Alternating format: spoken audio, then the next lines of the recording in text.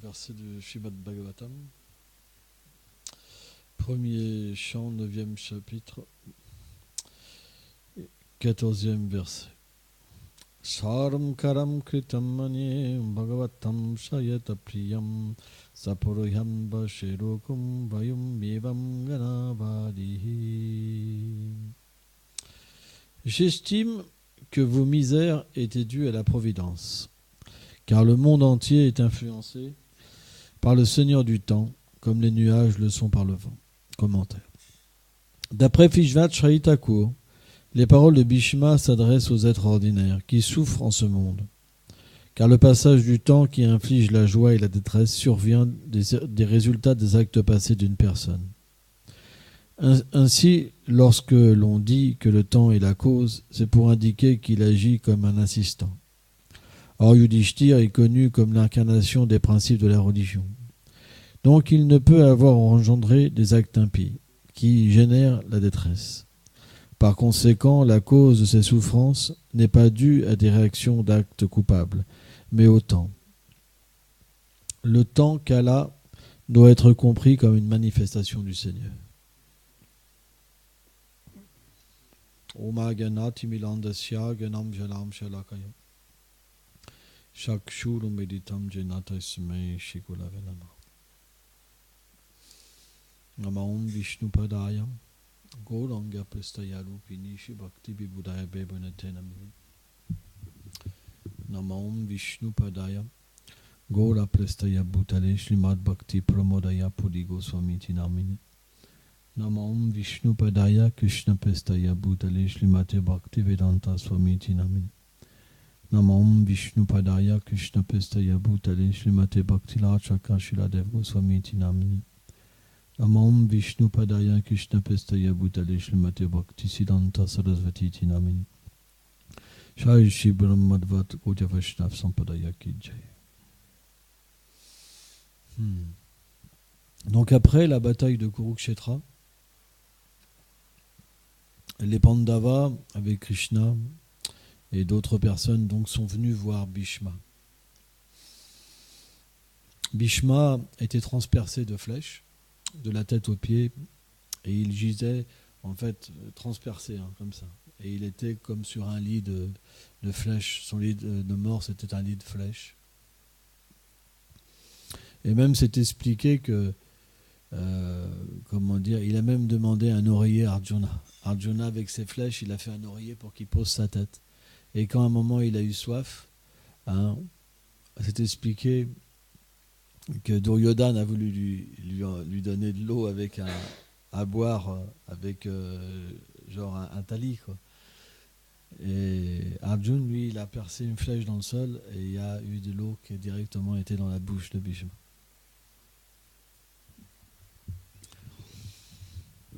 Et donc Bhishma, quand il a vu tous ces êtres merveilleux, et surtout Krishna, son désir c'était de quitter son corps en voyant la beau visage de Krishna. C'était son désir. Et Krishna, naturellement, pour combler son désir de son pur dévot, donc est venu avec ses autres dévots pour assister au dernier moment du grand sage Bhishma. Et donc Bhishma, la première chose qu'il a fait, parce qu'il ne pouvait pas bouger, c'est qu'il a rendu en fait ses hommages au Seigneur suprême. Avec ses yeux, avec son mental, avec son intelligence. Et quand il a vu Yudhishthir qui se lamentait en fait sur le sort de la bataille, parce que 360 millions d'êtres vivants ont été tués en 18 jours, c'est même quelque chose qui est même mathématiquement, scientifiquement difficile à comprendre, qu'on puisse tuer autant de gens en 18 jours. Comme par exemple Putana avait un corps de parfois c'est 18 km, parfois c'est 19 km de long. De la même manière, autant de morts en 18 jours, c'est très difficile à comprendre, puisque la Seconde Guerre mondiale, elle a engendrer que 20 millions de morts en plusieurs années. Et même Hiroshima, etc., c'est pas tant que ça finalement de morts. c'est quelques centaines de milliers. Mais là, en 18 jours, tellement de millions de personnes ont quitté leur corps. C'est parce que les êtres qui étaient là à ce moment précis de l'histoire, c'était pas des gens ordinaires. C'était des demi-dieux ou des associés du Seigneur suprême. Et quand le Seigneur, en fait, vient sur terre, il vient pour expérimenter différents sentiments. Et un des sentiments, c'est cet esprit de chevaleresque. Et donc, naturellement, Bhishma, c'est un associé éternel du Seigneur, comme on a vu hier. Et son incarnation partielle, c'est le meilleur des Vasus. Et donc,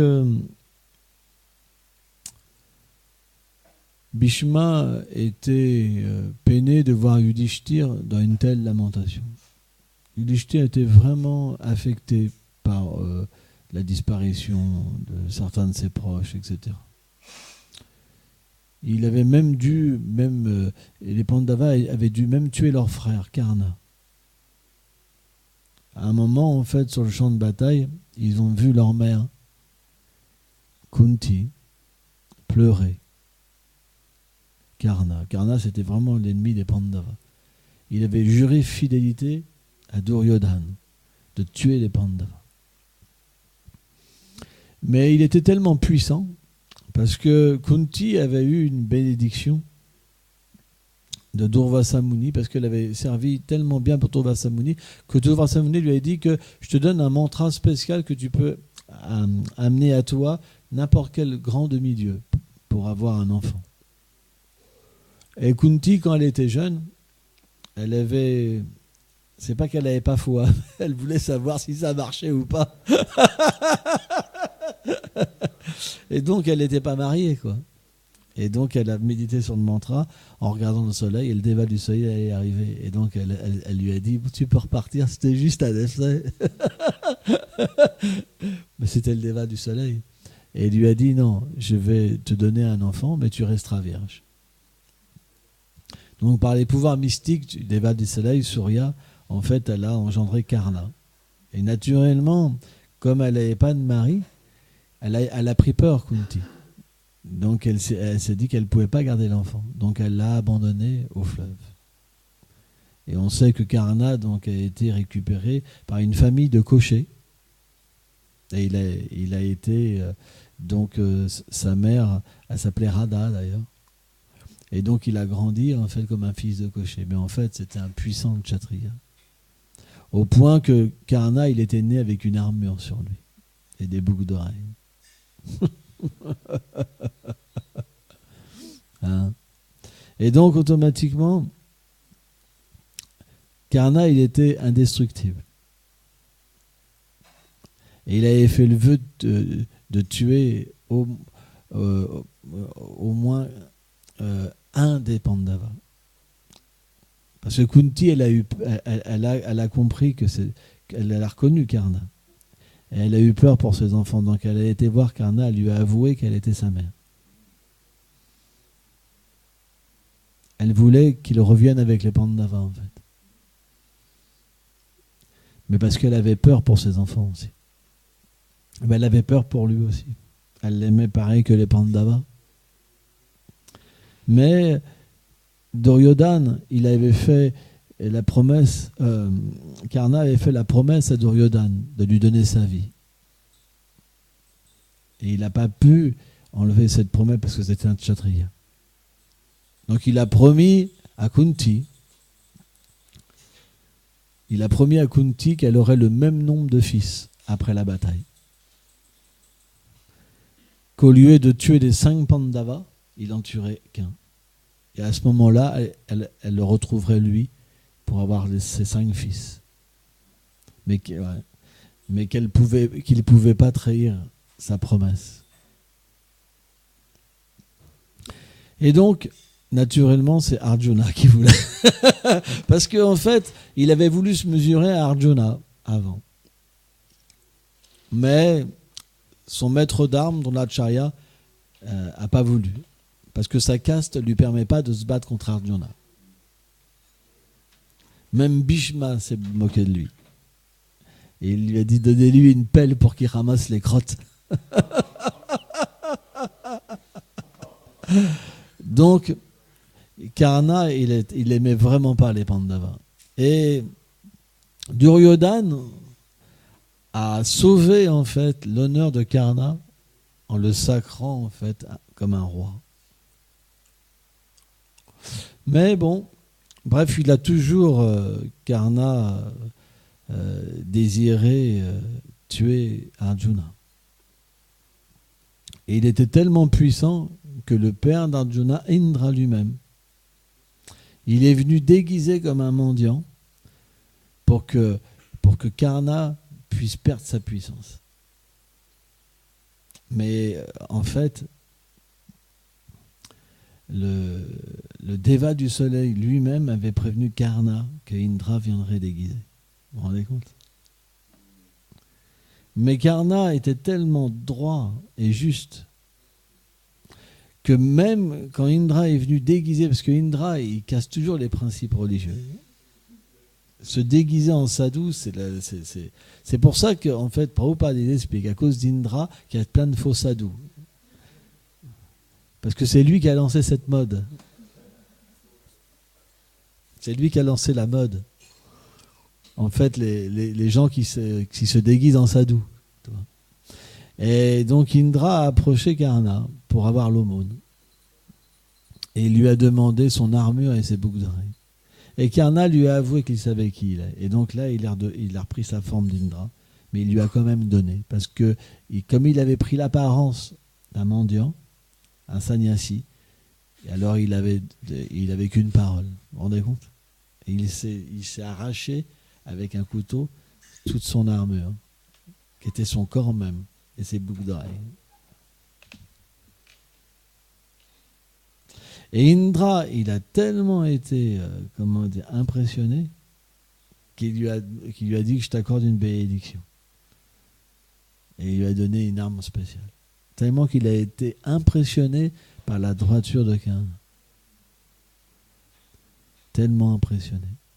Et donc, bref, quand Karna s'est fait tuer par Arjuna sur le champ de bataille, à un moment, les Pandavas ont vu leur mère au loin pleurer. Et ils ont trouvé ça bizarre, ils se sont approchés, c'était Karna. Il dit, mais pourquoi tu pleures, notre ennemi, qui voulait nous tuer? Et là, Kunti, donc, elle leur a avoué que c'était son fils. Et là, ils ont été choqués, les Pandavas, par l'attitude de leur mère. Yudhishthira, elle a tellement été choquée qu'il a maudit en fait les femmes. Il leur a dit, à cause de ça, parce que tu nous as triché, tu as commis le fait qu'on tue notre propre frère, les femmes ne pourront jamais garder un secret. C'est pour ça, quoi que vous fassiez à une femme, elle ne pourra jamais garder un secret. Parce qu'elle a été maudite par Yudhishthira. C'est pour ça qu'on ne doit pas mettre notre confiance dans une femme. Mais Prabhupada explique ça.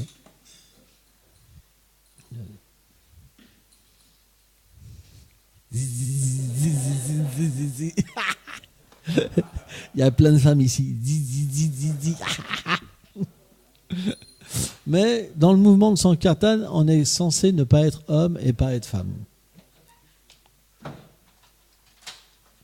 Donc si on ne s'identifie pas au corps, alors on pourra garder un secret. Mais sans ça, si vous pensez que vous êtes une femme, c'est impossible de garder un secret, parce que Yudhishthira Maharaj a maudit la gente féminine de pouvoir jamais garder un secret.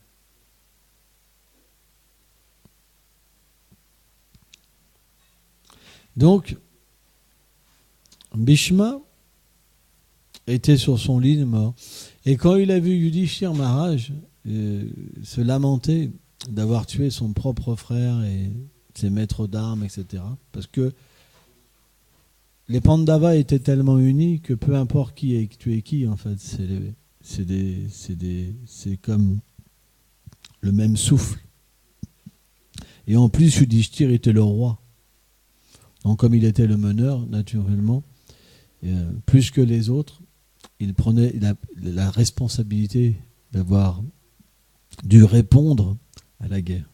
En fait, ils n'ont pas eu le choix, les Pandavas. Les Pandavas étaient tellement humbles, Yudhishthira était tellement humble qu'il était prêt même parce que bon, comme c'était des puissants kshatriyas et les descendants de Pandu, ils étaient obligés de régner sur même un petit royaume. Et ils avaient demandé à Duryodhana, pour éviter la guerre, même un tout petit village minuscule. Il devait au moins régner sur une toute petite parcelle. Et Duryodhana était tellement méchant, il avait tellement d'envie, qu'il leur a dit qu'il a dit à Krishna, au messager, que même la pointe d'une aiguille, il ne leur laisserait pas. Donc, c'était inévitable. La guerre était inévitable. Donc, Yudhishthira était dans une grande lamentation. Et Bhishma, donc, a parlé à Yudhishthira pour le sortir de cet état-là. Alors, bien sûr, les êtres ordinaires pourraient penser que Yudhishthira se lamentait comme une âme conditionnée. Mais les divertissements du Seigneur ne sont pas sous l'égide de l'énergie matérielle, Mahamaya, mais de Yogamaya, l'énergie interne.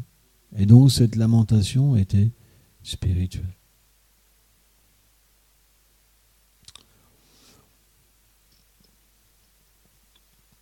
En fait, les divertissements du Seigneur suprême sont tellement merveilleux qu'ils peuvent nous permettre, juste en les lisant, de chasser toute souffrance et trouver une grande satisfaction. Parce que comment on peut comprendre la souffrance ? C'est extrêmement difficile. Parce que la souffrance est due aux actes passés.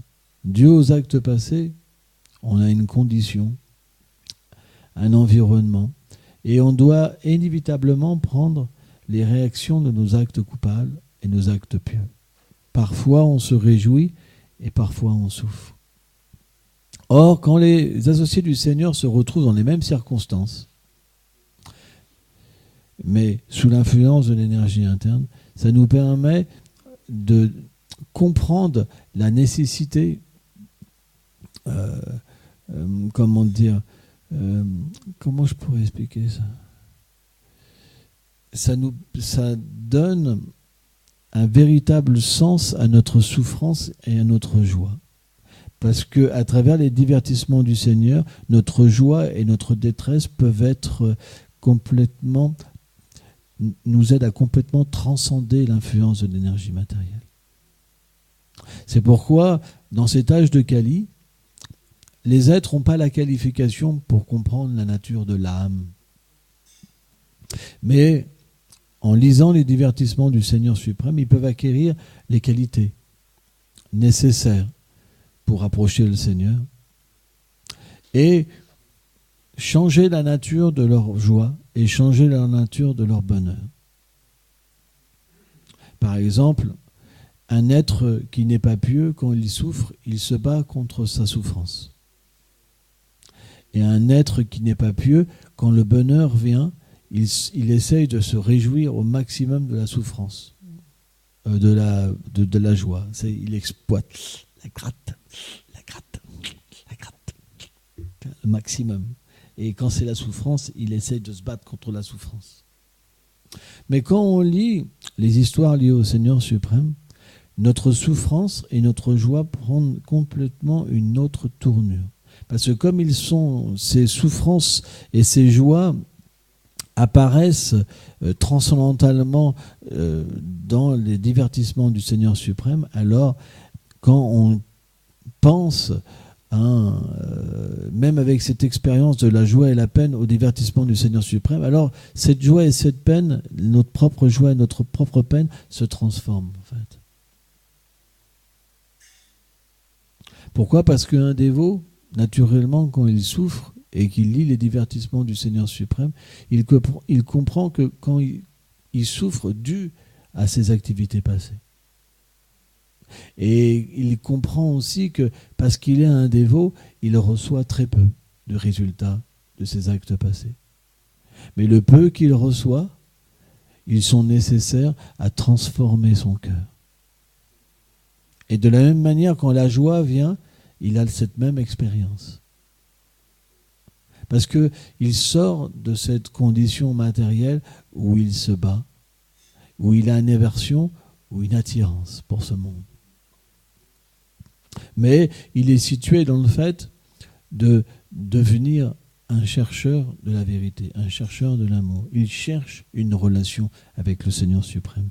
Donc toutes ces histoires vont lui permettre de comprendre, de se situer dans les divertissements du Seigneur suprême. Ça veut dire désirer devenir un associé du Seigneur. Quand on lit ces histoires-là, finalement, elles viennent en nous et elles vivent en nous. Et elles nous permettent de devenir un associé du Seigneur. Parce que si Krishna manifestait pas ces divertissements, on n'aurait pas le désir d'être avec lui et on ne pourrait pas trouver notre place avec lui. Donc c'est la preuve que quand on lit les divertissements du Seigneur, ça s'opère en nous donnant la joie, la compréhension de notre situation, mais aussi le désir d'y assister. Et c'est quelque chose qui est tellement inconcevable. Parce que les Pandavas ont eu tellement de détresse. Mais quand on lit la détresse des Pandavas, on va trouver que notre détresse est tellement infime. Quand on va lire sur le bonheur des Pandavas, on va voir que notre bonheur est infime.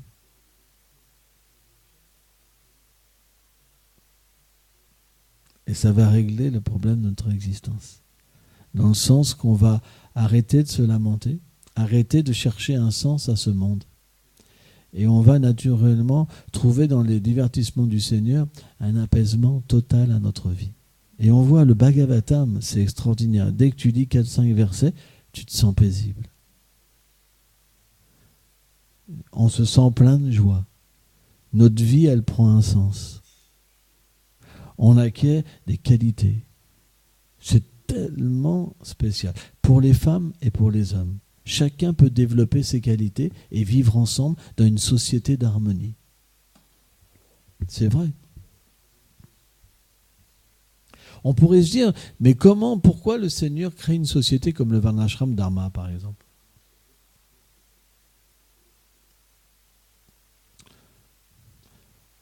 On pourrait tous rester à méditer comme ça. Om, om, om, par exemple. C'est que toutes les êtres n'ont pas cette tendance à aller vers la réalisation spirituelle. Tout le monde a des qualifications différentes. Et aussi dans sa demeure éternelle, il y a cette diversité.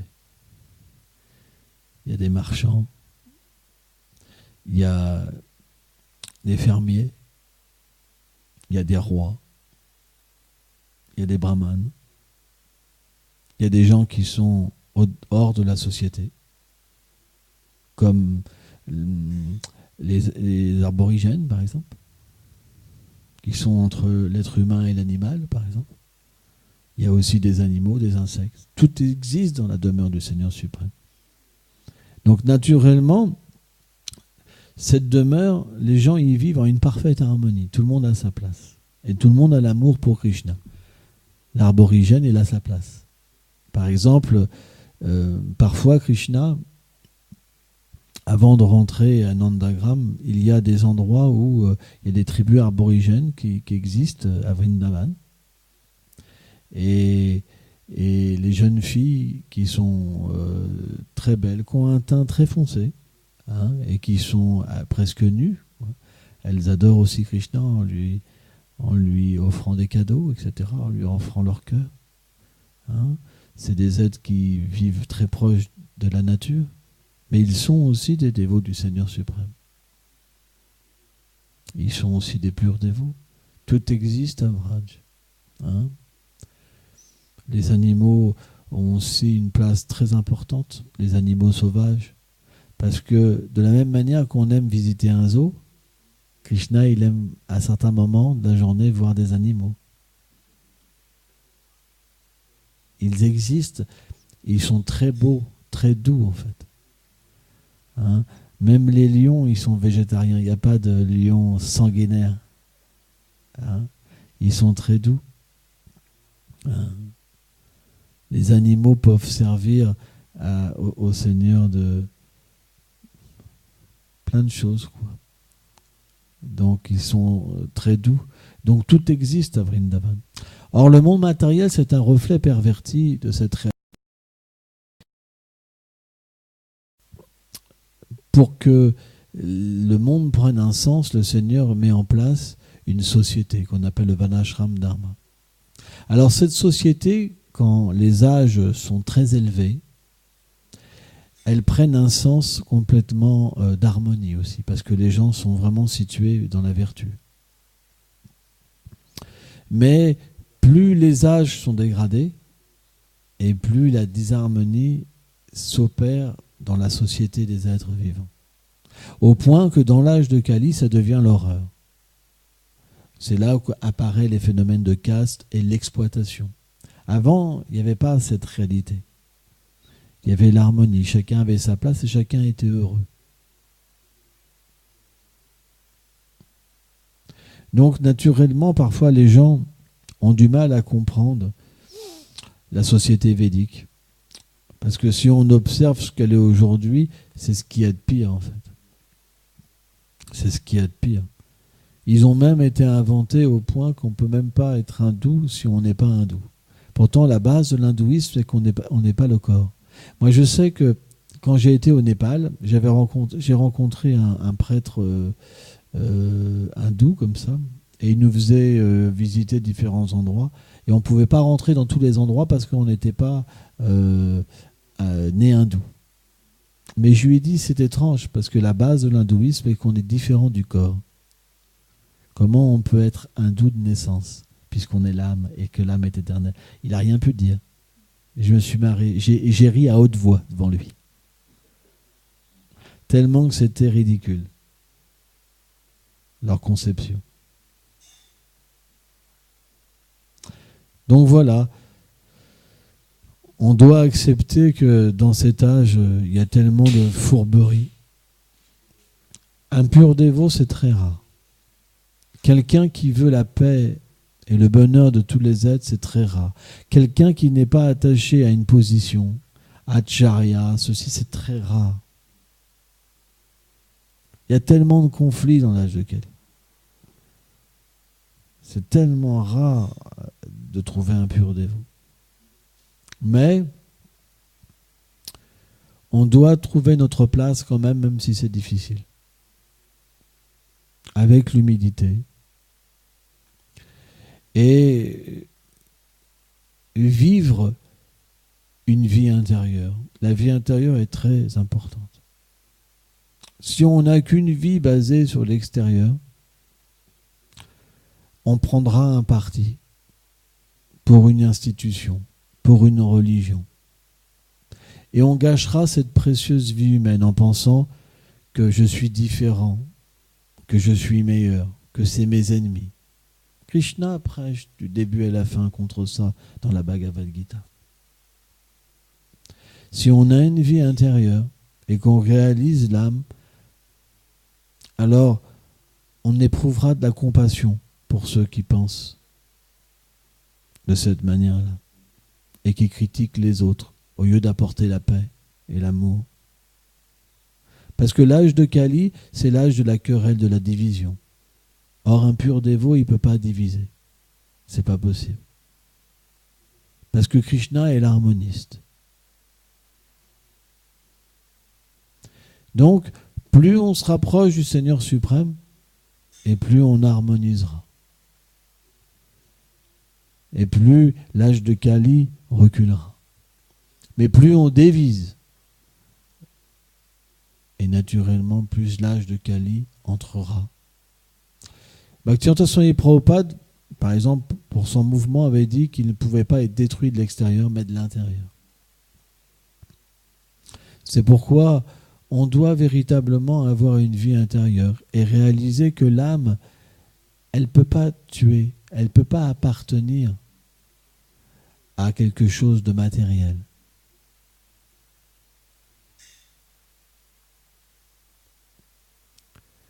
Et on doit véritablement prendre du recul avec la politique et enseigner aux dévots la voie de l'amour.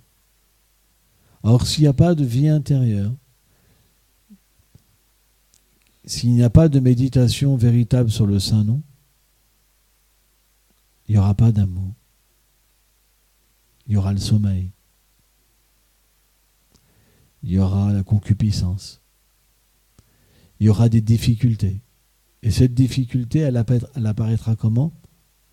Avec la colère. Avec le fait de diviser.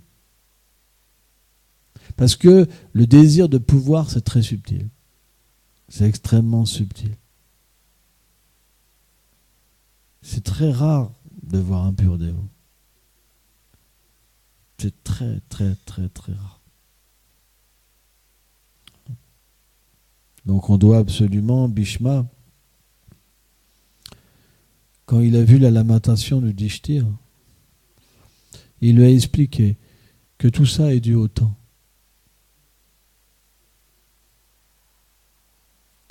C'est pas une cause matérielle, mais une cause spirituelle. Donc de la même manière, parfois les associés du Seigneur aussi peuvent paraître se disputer sous l'action en fait du divertissement du Seigneur suprême. Mais on a besoin d'harmonie, on a besoin de paix. Si on n'enseigne pas la paix et l'harmonie, et qu'on enseigne la division, les gens ne seront pas intéressés par notre philosophie. C'est pourquoi on doit avoir une vie intérieure et réaliser que cette colère qui apparaît en nous, c'est pas l'âme. Ce désir de pouvoir, c'est pas l'âme. Ce désir d'être un gourou, c'est pas l'âme. Ce désir de s'identifier comme un acharya, c'est pas l'âme. L'âme au-delà de tout ça. Dans notre société, on ne devrait pas avoir de guerre, de gourous, etc. C'est parce que tout le monde n'est pas pur.